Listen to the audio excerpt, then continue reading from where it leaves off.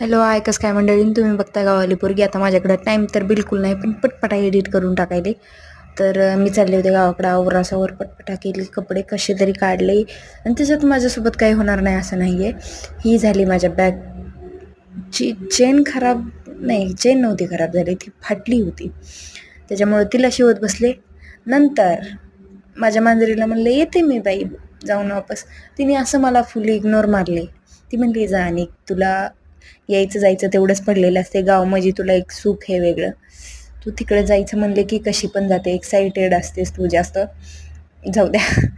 परत हां, सीट नसल्यावर ते असं महामंडळ आपलं माहितीच आहे, वयस्कर लोकांना खाली बसवले आणि जाऊ द्या. घरी गेल्यावर आपल्याला हा नजारा बघायला भेटतो.